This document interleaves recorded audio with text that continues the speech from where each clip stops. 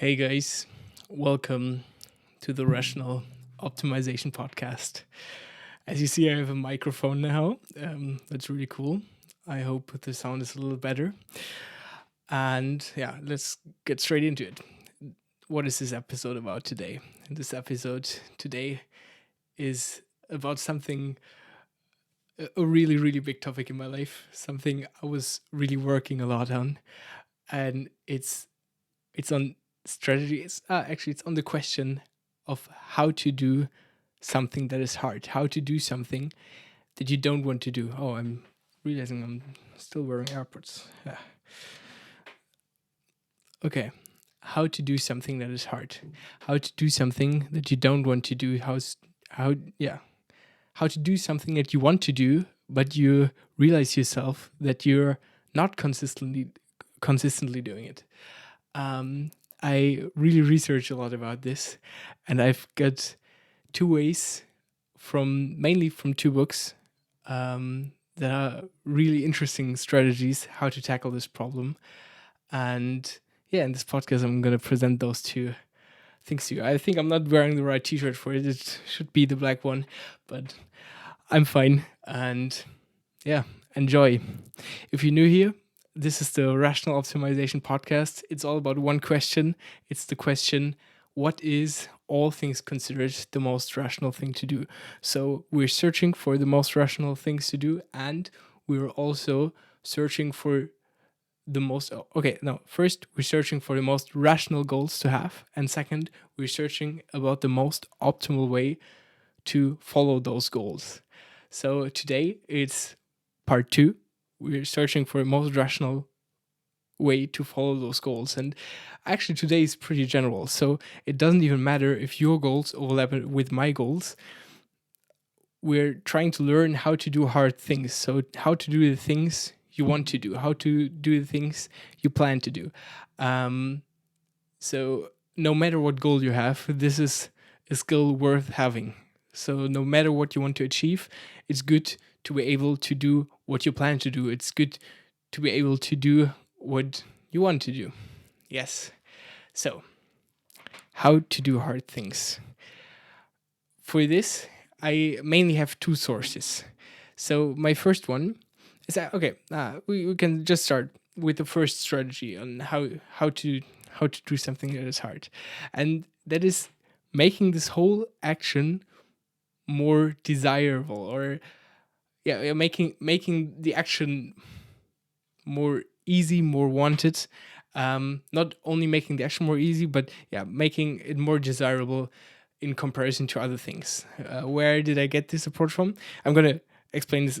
It's a really good approach. It has three parts, and I've got it from a book, and that book is called Addiction, Procrastination, and Laziness: A Proactive Guide to the Psychology of Motivation by Roman Gelperin. I hope I pronounced it right, but it's a really, really good book. I highly recommend it if you want to learn how to do things like it's in the title: Addiction, Procrastination, Laziness, how to beat this. And it's a really, really easy to understand and tactical approach with 3 steps to make everything easier.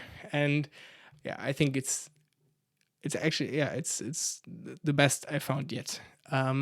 So as I said, it consists of 3 parts: how to do hard things. The third part, so you just have to imagine every action consists of your brain is always calculating what is the best action that I can do right now. It's always comparing different actions towards each other. So it's never just one action. It's never just the one action you want to do right now. It's always this one action in comparison to all the other actions that you could take right now. So not all the actions that are possible, but all the actions that your brain is like used to. So all the actions that are in your routines, all the things that your brain knows are possible things you could do right now. So one action always consists out of 3 things from which the brain from which your brain calculates the value of this particular action. So every action consists of the activation energy, the action itself, and the consequences of the action.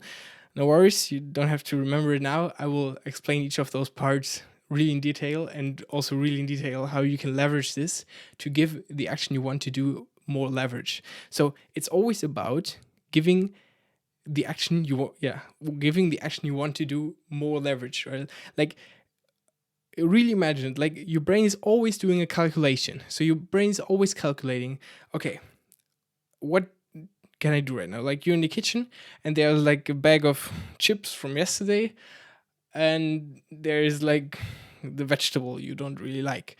What do you eat? And your brain is calculating, I could do this, I could do this. This is a lot of pleasure. This I don't like, but this has good consequences. And then you make a decision. And you make a decision for one of both. And of course, your willpower plays a role, but it's a lot of like the calculation plays a really, really big role. So out of what parts does your brain calculate the value of an action? So the first part is the activation energy. Let's stay at the example right now. You're in the kitchen, there's an open bag of chips, and there is like this vegetable. Let's say it's like I don't know, a carrot, and you don't really like carrots. I really, really like carrots, so for me it's not a good example, but still, or let's compare chocolate to a carrot. So you have a bar of chocolate or a carrot. Both lays right in front of you, both is like ready to eat, so the activation energy is the same. But the actual activation energy could be different. Like, for example, if the chocolate is already open and on the counter, and the carrot is like in the fridge, then the carrot will be like a little bit more activation energy. But this is not like, I think this is not a big point. Like, this is not a big point in the calculation. A big point would be if for example, if you are at home, and this is already the first tip, how to make something easier. So you can change the activation energy. So if the carrot is at home, like the carrot lays right in front of you, and you don't have chocolate at home, chocolate is only in the supermarket, and you would have to go to the supermarket to get the chocolate, then chocolate would have a much higher activation energy than the carrot, because it's really easy to just take the carrot and eat it. And it's really hard to, it's a lot of steps, a lot of activation energy to get the carrot. It's the same if you like have a little addiction for like video games, for example, and you're it's an example from the book. I just realized that nowadays it doesn't really work anymore because they are not physical. Video games are probably not, but let's say you play like with an Xbox or PS4 or whatever. PS5 is probably a 6. I have no idea. I don't play video games, so maybe it's already PS7. I have no idea. But let's say you play with the console and you want to stop. Then you could take the console and give it to a friend. Oh, I touched the microphone. And that lives like 3 kilometers away, let's say. And whenever you want to play, you have to take your bicycle or your car or your feet and go to your friend, get the PS4 or PS7, whatever, and take it home, plug it in, and then you can start play. This way you have a much higher activation energy in comparison to when you would have the PS4 right at your place, like already plugged in. You only have to like turn on your TV and you can start playing right away. So this is how you can, how you can use the activation energy to make something easier. It's also, activation energy is also connected to routine. So when something is a routine for you, it is much less activation energy. So it's pretty much automatic. So you can, when you're used to something, then you need much less activation energy to do something. For example, I started to do rowing whenever I'm done with my pull day. So on the rowing machine, and I go really, really hard, 3 kilometers as fast as I can, and it sucks. It sucks it's like the definition of doing something that is hard, that you don't want to do. Like in the beginning, I really, really don't want to do it, but it already get easier because it's slowly getting a routine. It's like slowly, it's like just part of my workout. It's just what I do, because every time I do a push day, a pull day, I go afterwards and do 10 minutes or I would love to tell you that I can do 3 kilometers in 10 minutes. I can't. I do like 11 something. But it's 11 minutes of pure suck, and it's pure pain, and it's no fun. But because it's a routine, the decision is much easier already. So like the activation energy already decreased, even if like I didn't change like the place of the rowing machine in the gym, but this would be also a way to change the activation energy. Another way to change the activation energy is to make it easier to start the action. So, for example, if you don't like, after the principle of activation energy, it is much easier to do workout at home than a workout at the gym, because the gym has a lot more activation energy. You have to take your bicycle, car, or your feet, and you have to go to the gym. And this is just, it's a lot of activation energy. But you can make this process easier. So you can decrease the activation energy by, for example, listening to like your favorite music, or like, let's say you have a favorite podcast.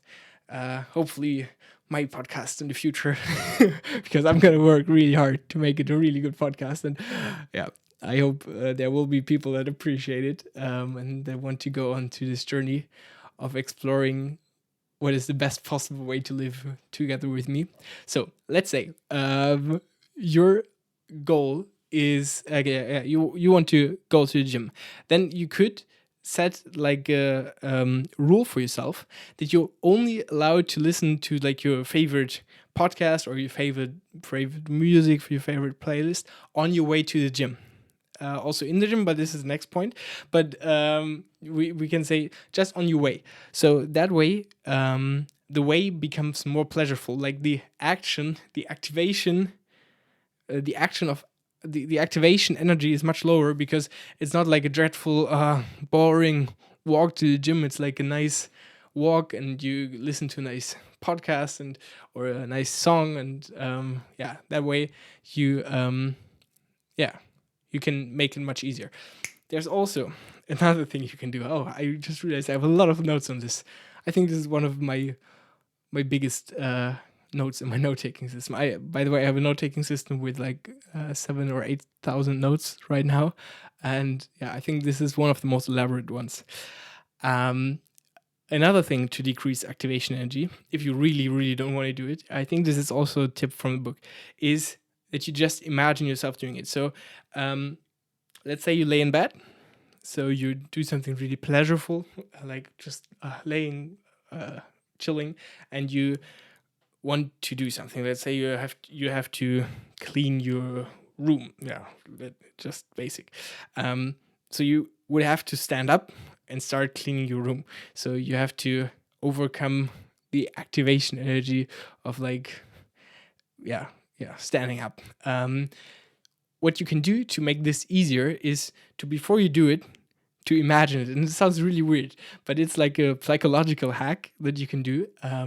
And by imagining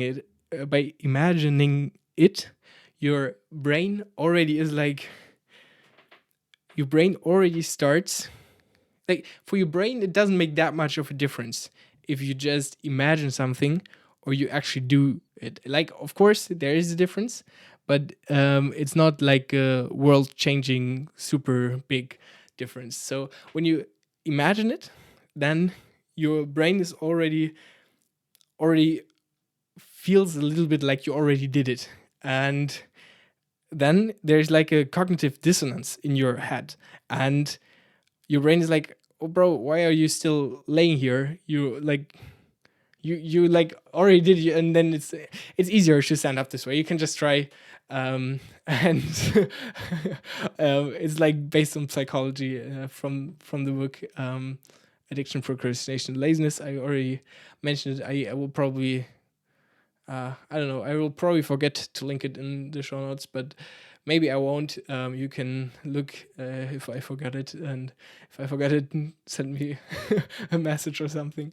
I will try to think of it. But yeah. So first part, activation energy. How to make it easier.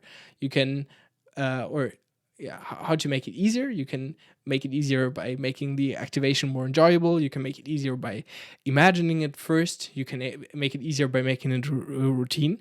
But you can also use the activation energy in the opposite direction. It's what I explained in the beginning. So you can make something harder. You can make more activation energy. So this is like the prime example is in the kitchen. I don't have unhealthy food in the kitchen.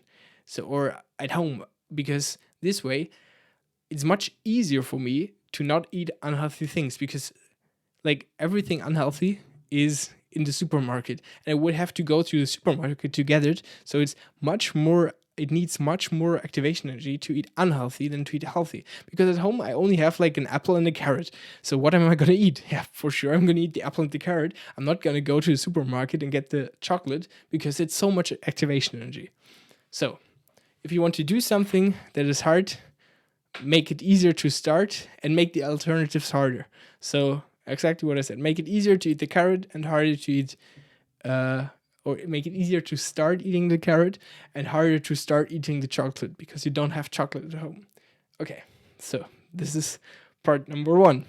Part number 2 that your brain uses to calculate. So remember, it's always a calculation in comparison to what other opportunities there are. So your brain is never 100% just saying, okay, it's just this action.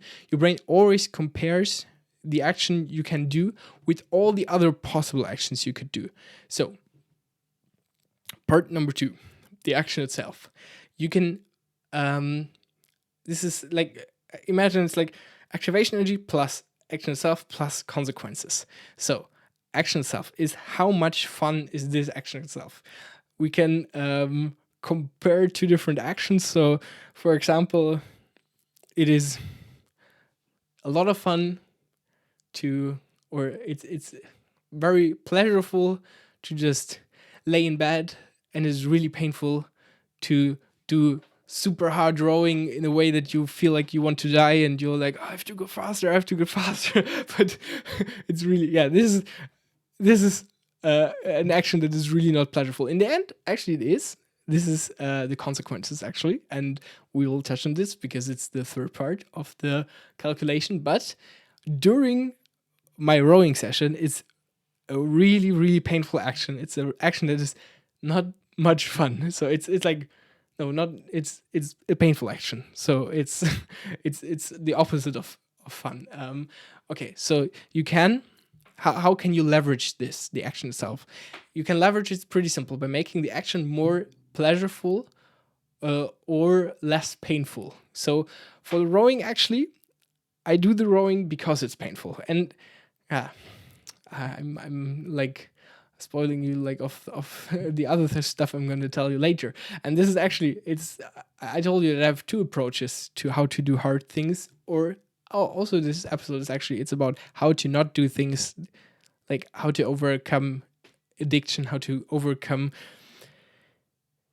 not do things that you're doing that you don't want to do. So it's about how to do things that you want to do and how to not do things that you don't want to do. And there are 2 approaches. The first one is from this book, and the second one is a way how you can get stronger yourself. And this is actually one of the reasons I do the rowing, and this is one of the reasons I wanted to suck as much as possible. I wanted to be as painful as possible, and I still want to do it because I want to get strong. I'm going to explain this later. But so for rowing, it's not an option for me to make the action more pleasurable or less painful.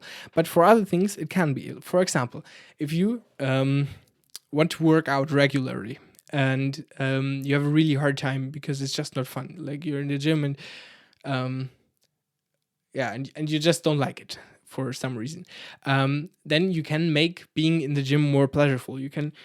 We can think of different ways of doing this. Like one way would be to have, like I said, a really good music, really good podcast or something while you are in the gym, and you're only allowed to listen to it while you're in the gym. So that way, it's more pleasurable to be in the gym because you're allowed to listen to your favorite music, you're allowed to listen to your favorite podcast, you're allowed to listen to your favorite audiobook, whatever you want to listen to. One way. Another way, a really good way, is to do it with friends. So if you're together in the gym with friends, then it's like, it's much more fun. And this way, yeah, it's more pleasurable, and the whole action becomes easier. So if you imagine, okay, the activation energy is easier now the action itself is more pleasurable. This way, you're much more likely to do it. In comparison to when the action is really, really bad and the activation energy is also really bad. Another way you can, it's again like a little psychological trick that you can use. We can use the example with the bed again. Imagine you lay in bed and you have to stand up, but you don't want to because it's so pleasurable to lay in bed. Then you can concentrate. Like even if you only have like a slight displeasure, like you feel like in your little toe, it's like a little ache, then you can try to really focus on this displeasure and really feel like, okay, this is uncomfortable. And this way, like by focusing on it, you can increase this displeasure and therefore make this action or of laying in bed less pleasurable. And that way, the calculation you had is more, it's better for the direction of standing up because, as I said, you're always comparing. So you're comparing, do I stay in bed now or do I stand up now? And do I stay in bed now is really pleasurable. But if you really focus on something displeasureful while laying in bed, like this ache in your little toe, then it is easier for you to actually stand up. Another thing, you can also, this is something I really, really want to do because it's also about happiness. Like the example I just told you with thinking about something that is displeasureful and making like an action bad, it's nothing that will make your life more happy because it's actually, you're focusing on something bad. So you will be, there's less pleasure overall in your life. But something really cool you can do is just to consciously enjoy the action. So imagine like you have to clean the bathroom and you really don't like to clean the bathroom, then you can just decide to be really conscious and to really enjoy every moment of cleaning the bathroom and really be in this moment, in this thing you do. And that way you can make an action much more pleasurable. But it's also hard. I know this takes a lot of training, and also I'm not perfect.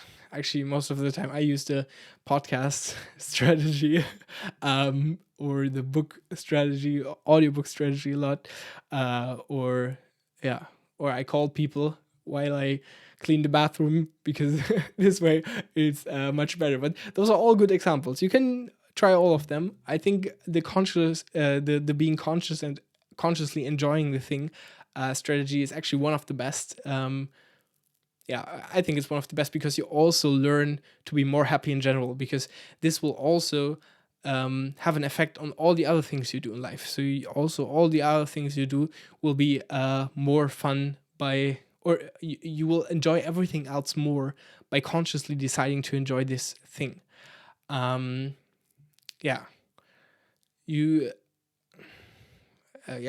another thing is you can physically change how pleasurable an action is. So for example, if you want to go hiking or you want to go jogging regularly, or a really good example, you want to do cardio by riding your bike outside, but you have a really shitty bike, then of course doing cardio will be not a lot of fun because riding on a shitty bike is not so much fun.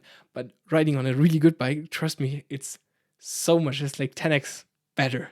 And you can like physically change the pleasure of the action by just buying a really, really good bike or just buying a little bit better bike. And that way the action itself is much more pleasurable, and you much more want to do this. You much more want to go outside on your bicycle, do your cardio on the bicycle. You could also, like, for hiking, you can buy nice hiking shoes. In this way, it's much more fun. You can also, you can go in the opposite direction. If you don't want to overeat, like you have a problem with always overeating, you can try to only buy tasteless food, so you're not overeating because it's like, so it's so delicious, I have to eat more, I have to eat more. But you only buy like food that you don't really like, and that way the action of overeating is less pleasurable. Yeah. You can also you can also make if you want to, for example, if you want to go outside more, if you feel like you're spending too much time inside, you can just this is like this example will sound weird, but you can just make your home less comfortable. Like, you can make your home less like a place you want to be in. You can make your home like really practical. Like, okay, there's my bed, there's my kitchen and my toilet, and that's it. Like, I don't hang out here. And that way you're much more inclined to go outside because there's nothing to do inside. Another way, if you watch too much TV or you play too much like video games, you could just exchange your like comfortable sofa or your comfortable couch by like a hard chair. And then when you sit there after like half an hour, you're like, no, I'm gonna stop this because that way it's less pleasurable. So what do we have now? We have the action itself. We have the activation energy first and the action itself.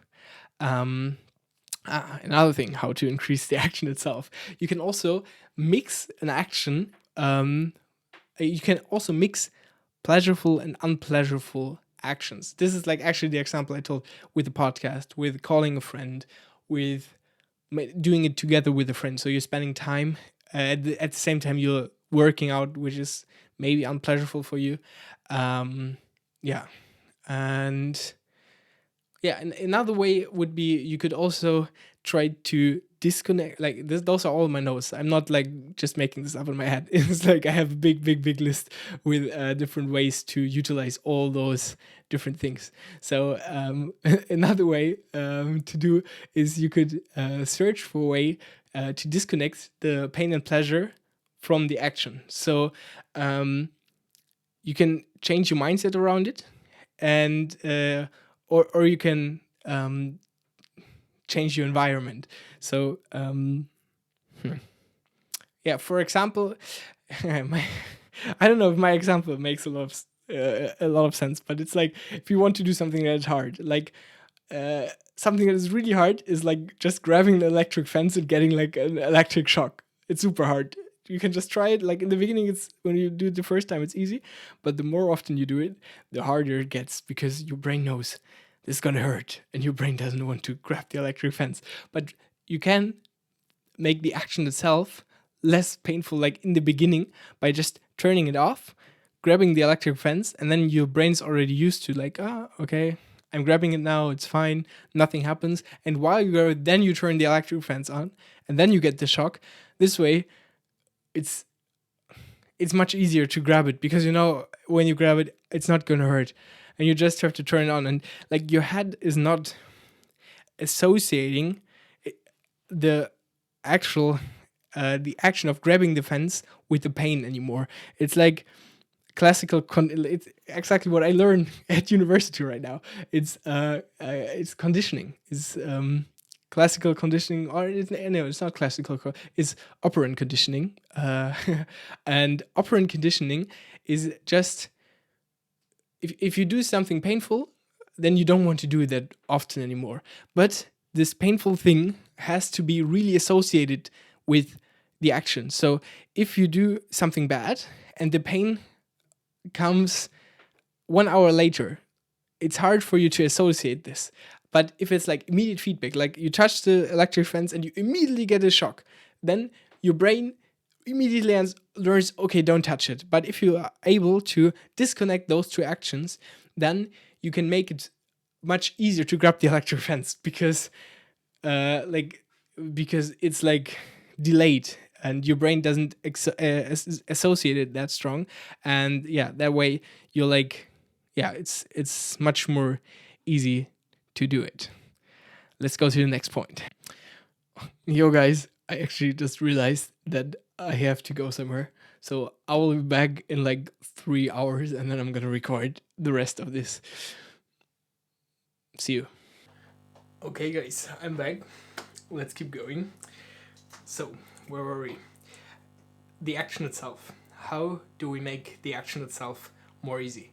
So, there's I pretty much finished this. There's only one little trick left, and that is that you can split up the action into smaller parts in your head. So if you have like a big task that you don't want to do, just don't think about the big dreading task that is like, I don't want to do this big bad task, but think about only the next step. So only like the one thing, the one next thing you can do, and that way it's like less.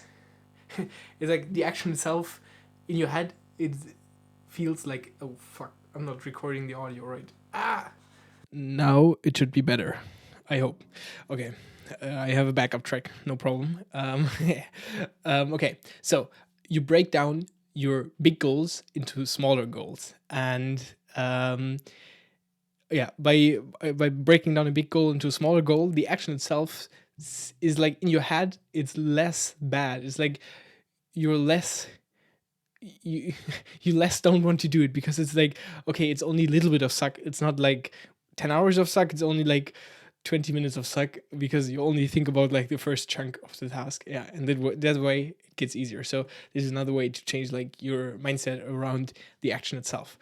Let's go to point number 3, the consequences of the action. So how do we make the consequences better? So remember, equation, the last point that your brain calculates are the consequences of your action. So you can, like, let's say an example for consequences. You have to do an exam for university or something for work, or so, I don't know. So let's say an exam for no, like you have to hand in something for university, like a task you have to do at home. And it's really hard to do it, and you don't want to do it, and you don't do it until the last evening before the deadline. And this is the moment where suddenly the consequences of not doing it get really big, because before, when you don't do it, like let's say it's 1 week until I have to hand in the assignment, it's like the consequences of me not doing it today is me having it to do tomorrow, or in 2 days, or in 3 days. So it's not really bad consequences, like it's fine. But on the last evening, suddenly the consequences of me not doing it now become, I fail this course, or I will get a bad grade, or whatever. So this is the way the consequences work, and you can again use them for making something that is hard easier, or you can use it for making something that you're doing but you don't want to do easier not to do. So let me give you an example. So for oh, okay. For example, when you don't want to keep doing something. So, I have a really good example from my life. So, I, like half a year ago or something, or like not half a year ago it stopped. So before that, like all my life until half a year ago, let's say not all my life, like from when I was 18, like the years from there, I didn't want to be that much on my phone, like that much on social media. Let's say like Instagram or TikTok or YouTube. Like TikTok was really late, so I never really went really into TikTok, but like a little bit Instagram Reels, and before that it was mainly YouTube. And even if I was watching okay stuff, so I was not like watching stupid things, but it was not really goal oriented. It was just like numbing my brain. It was something I didn't want to do, but I still did it. So I tried to stop, and I tried to stop for a long time. And I tried again and again, and always like it worked. But like after, let's say 2 months or something, on one evening I was really tired, and I was like, fuck it, I'm just gonna lay on my bed and watch some YouTube, or I'm gonna lay in my bed and watch some uh, Instagram reels or something. And then it like spiraled out of control. So like for a few days, I was doing this a lot, and then I was like, no, fuck this, I don't want to do this, and so I stopped again, and this cycle repeated. Like the repetitions got longer and longer over time. So before it was pretty quick that I uh, like I relapsed, I fucked up, and after, and then I had like a pretty long phase of watching a lot, and then I stopped again for a short phase. But this balance changed over time through me trying to find it, but it never stopped. And every time I fucked up, I was like, holy shit, I set a clear goal for myself that I don't want to be on my phone. I don't want to mindlessly scroll through Instagram reels without thinking, without having a goal, that I'm like, without proper intention behind it. I don't just want to be like a slave to my phone just because it gives me a little bit of dopamine. And the way I solved this is that I went to one of my friends and I was like, yo, Sammy, $500. If I fuck up, I will give you $500 the next time I start mindlessly scrolling, the next time I fall into such a hole. And this is consequences. So now it's really simple. When I'm on Instagram and I go to the reel page and I swipe down once, twice, and then I realize, oh, bro, am I getting in a scrolling hole here? In this second, I know if I scroll even one more time, just one more time is enough, that I have to pay him 500 euros. And I don't want to pay him 500 euros. So one swipe, so a little bit of fun. Not like if my brain calculates, okay, activation energy for this next swipe, 0, because it's just like moving my thumb. Action itself, it feels good to swipe. So action itself is pretty nice. And before the bet, consequences were like pretty much 0. It was just like, I'm going to feel bad like in a few days when I stop, but like it's going to be fine. But now with a 500 euro bet, the consequences of one fucking swipe are really high, because one swipe means 500 euros away. So I don't do it. And it's super simple. And from the second I made this bet, it was like, okay, damn, it's done. And this is a really, really good technique if you want to stop something. You have to be really honest. And yeah, I think it doesn't work if you like start lying to a friend because of this, because this would be even worse. Like if you start lying to a friend, you don't want to lie to your friends. Like then you don't need, yeah. No, I don't want to lie to my friends. So if I would not want to really pay him if I fuck up, then I think I would have to stop this bet, because this would like destroy the friendship or something. And it's like, yeah, I'm ready. If I fuck up, I'm ready to pay him. But I'm not gonna fuck up because like I'm not ready to pay 500 euros for just one more swipe in the moment I realize it. So yeah, that's the way you can leverage consequences to not do something. How can you leverage consequences to do something? You can do exactly the same.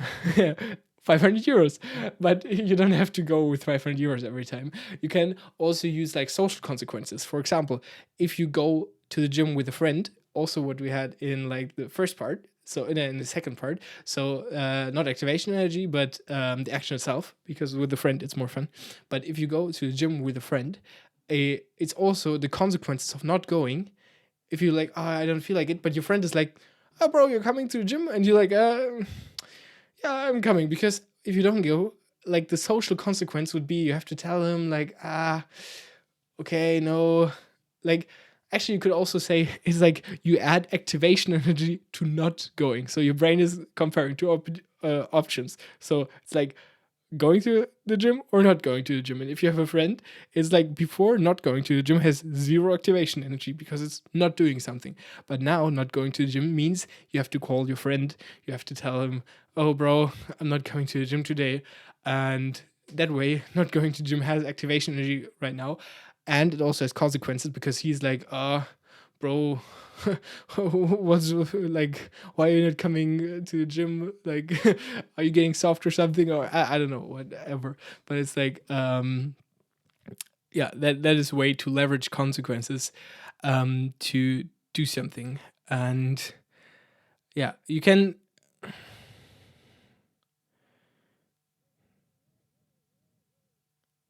Okay, I don't really get my next note. It's fine. That is like the main. That was from the book, Procrastination, Laziness, and something else. I will link it if I think about it. So again, your brain always calculates activation energy, action self, consequences, and compares this to all other possible actions that your brain thinks are nice doing. And you can use this to make unwanted actions harder to do and wanted actions easier to do. And that way, you automatically, without needing any willpower, you automatically start to do things that are easier. So, no, not stop. Yeah, of course, you always do things that are easier, but if you design your life in a way that doing bad things is harder than doing easy good things, then you will automatically do good things without even having to use your willpower. So it's like really nice. It's like a really good strategy to do hard things or to not do things you don't want to do. So yeah, those 3 points. Let's get to the second big part of how to do things that are hard. And this is just by the first point was to make the thing easier. And the second point is to make yourself stronger. So all I talked about, the 3 points, is to make this thing easier. And now we're gonna get stronger. We're gonna get willpower. We're gonna get so strong that it's like, even if the action sucks, you guys just still gonna do it. And there are like multiple ways you can do it. Like mainly, like it's your mindset. So there are multiple like mindsets you can adapt to increase your willpower. And yeah, one is that you can identify with your goal. So you can consciously decide that it's like, okay, bro, this goal, I am a athlete. I am an athlete, so that's why I'm gonna go to the gym, or that's why I'm gonna go train. If you identify with it, like, tell like make it part of you, then it's much easier. Yeah, that's like a basic. I think you probably know this one, so it's yeah. Now let's go to the interesting ones. The interesting ones is, I like, for this one I've got a lot of inspiration from the books of David Goggins. I really like this boy. He's this man. He's super cool, and I've got a lot of inspiration from him, and that's why I'm doing the rowing, and that's why I'm doing things that suck. And I know, and they feel really good. It's like, it's so amazing to do things that suck afterwards. So like, consequences of me rowing is me feeling really, really good and really proud about myself. And it's like for example, last week I didn't want to go rowing, and I was like, I don't want to. I went to the lockers. I was like, no, I'm not gonna go row today. And then I was like, no, I can't be. Yeah, I don't want to be a little bitch. I don't want to. I, I'm gonna go rowing now. So I went rowing, and I started. And I was like, but I really don't feel like it today. So I'm just gonna do 5 minutes. And then I did 5 minutes. I did six, and I was like, okay, nice. I'm done. And then I packed my stuff. I was slowly walking to the lockers, and in my head was like, no, you a little bitch. You only did 6 minutes. You didn't did 3 kilometers. You didn't go all out.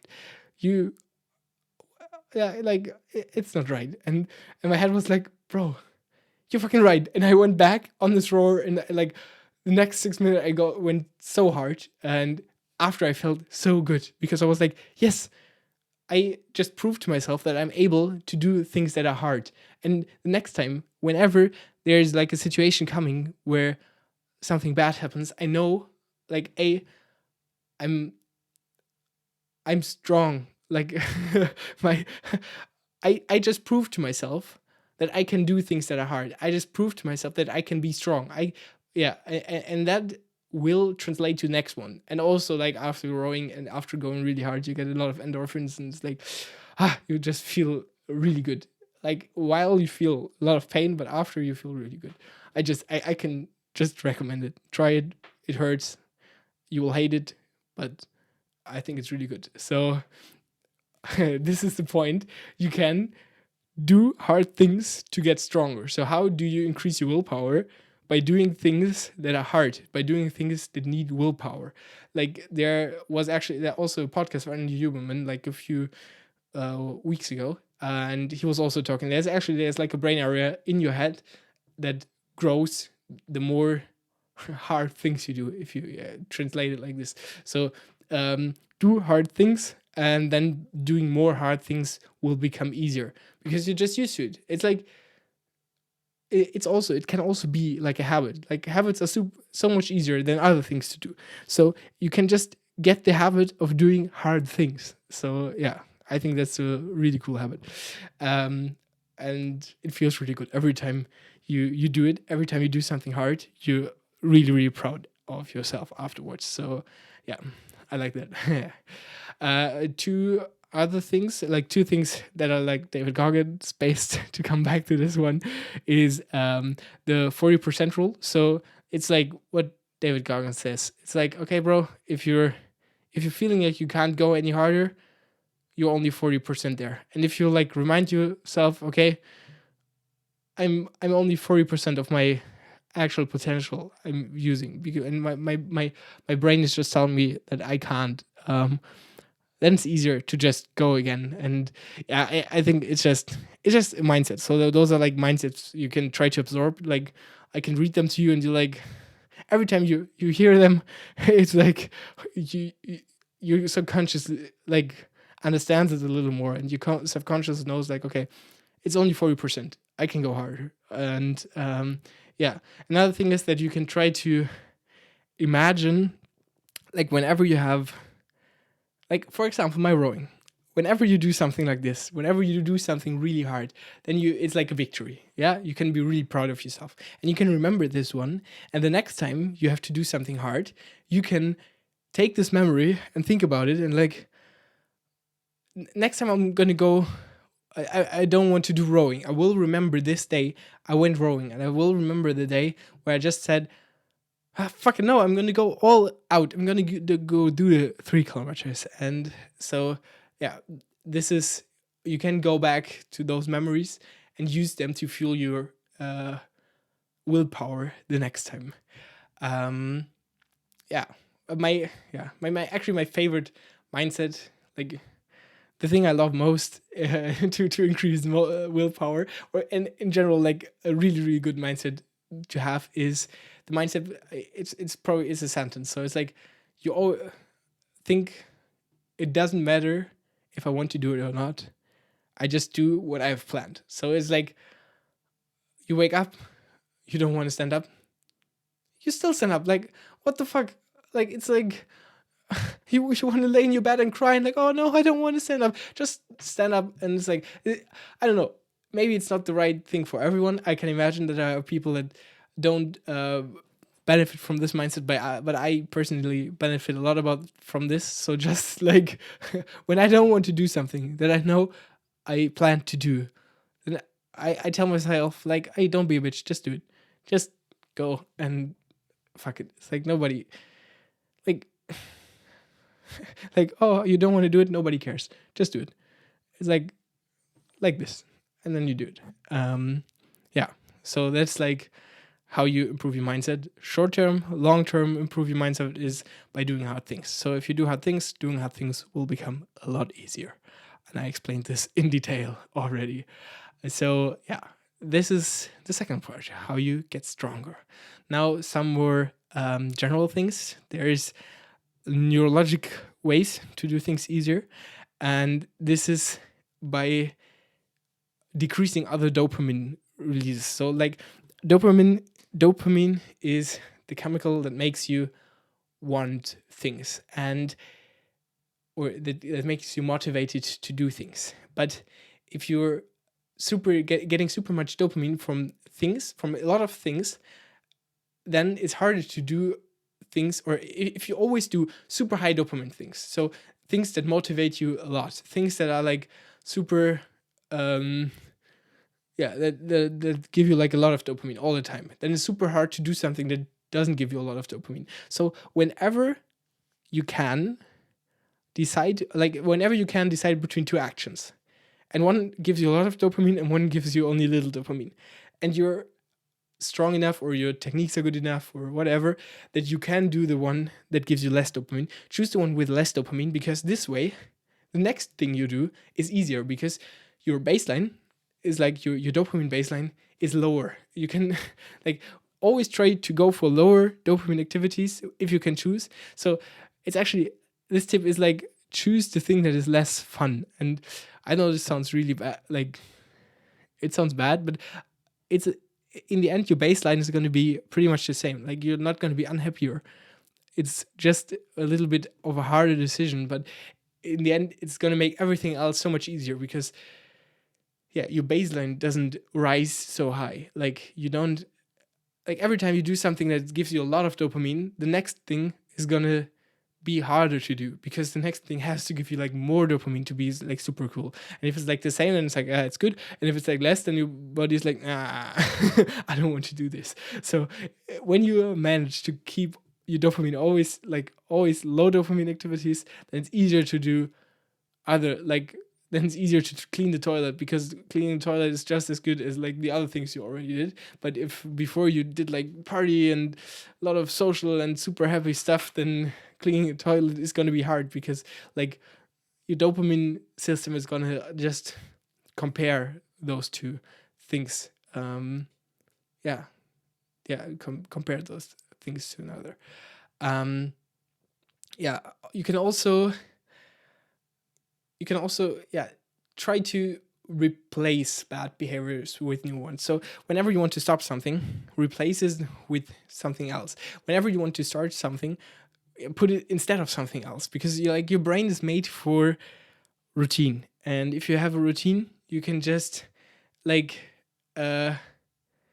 you can just like change it to something better. Like I have an example. It's not immediately about this, but if you struggle with overeating and you don't want to overeat anymore, you can just really simple tip, just exchange all your food with vegetables and have fun overeating vegetables. You can overeat vegetables, but I promise you, you're not gonna get fat from vegetables, because there's like mainly water and vitamins and stuff, and it's healthy, and you can overeat as much as you want without being afraid. Like if you overate cheese and I don't know, meat and like high calorie stuff and sweets, then you're gonna get fat. But if you overeat with vegetables, it's like it's fine.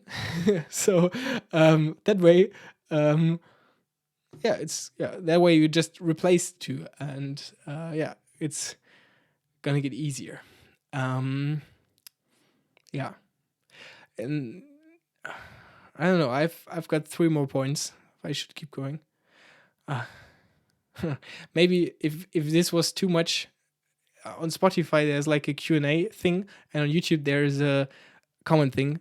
Write in the comment or in a Q&A if this is too much and I should like split it up and make it easier to digest. But I'm just gonna keep going and tell you the last 3 points I have on my list. And those 3 are it's short. It's just 1 sentence, like 3 sentences. And it's like, but tell me if it was too much or too unstructured in the end.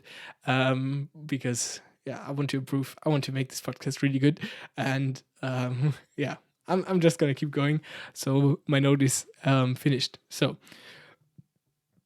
the next one is to try to always so your attention. You try to always fit your tasks to the amount of attention you have available. So this actually, I can actually sort this one better. It's actually a part to improve it's a trick to improve the action itself. So to make the action itself more fun, because how much fun an action is always also how much it challenges you. So if you have an action that doesn't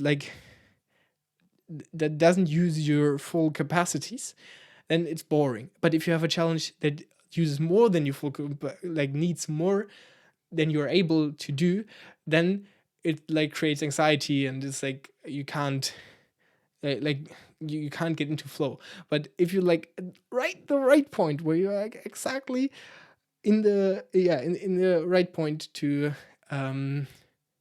just where you the difficulty of the task matches your skill level, and like I think +4% is like perfect for flow, then you get into this beautiful flow state. It's something that I, for example, with my note taking system, get in really consistently, and it's amazing. It's like nothing is more fun. And just try to build your activities in a way that they use your full attention. So for example, of course, you can also try to sometimes like just turn your brain off and use like your default mode network, let it work, let like your unconscious brain do like stuff. But for example, cleaning the toilet, put the headphones in, listen to a podcast, 2.5, 3x speed or something. That's what I do. And it's like that way my brain is challenged, my brain has to work. Like if I like, maybe it's also because I listen to so many things in 2.5 and 3x speed, so I can't listen to anything in 1x speed anymore, because when I do this, then my brain's like really like, oh, this is so slow, and my brain starts to think about like other things. But if I start to, when I listen in 3x speed, my brain's like, okay, I have to keep listening because otherwise I'm gonna fall behind. And I really advise to start listening to stuff faster. Don't start with 3x speed, but start slowly and increase, and your brain will get used to it. And at some point, you're gonna find yourself listening on a speed that other people are like, "Oh, what the fuck? What are you doing there?" And it's really good. Okay. Next point: try to always start with the lowest pleasure activity. So you wake up, you start with the lowest pleasure activity, and it's actually connected to the one I told you before. So with the dopamine thing, so your brain always compares the dopamine of a task you do right now, and the next task is only as much fun as it is compared to the task you did before. So also you can also use this in the framework I told you before with like activation, energy, action itself, consequences. But compare this action with the action your brain always compares with the action before. So the smartest thing you can do is when you wake up and your brain is like reset, you just immediately start with the hardest and least pleasureful activity, and from there you work up your task towards more and more pleasureful. And this way your day is just going to get better and better, and it's never taking like really motivation, because the next task is always better than the one you did before. And this way you can like stack up in a positive way. Exactly. And last point, and then we're done, is every time you're not able, this is really important, maybe this is even the most important one, every time you're not able to do something that is hard, or you do something that you don't want to do, reflect on it. Really think about it. Okay, why did I fail? How can I change this next time? What made me do this? Is this really something I don't want to do? Is this really something I want to do? How can I make the consequences more concrete? Like, you don't want the consequences to be super far away, or how can I make the action itself easier? How can I get myself stronger? How will I not fail the next time? And always reflect, always. And I think this is a really good way to end this. Remember, always reflect. I hope you enjoyed. Give me feedback, and see you in the next one.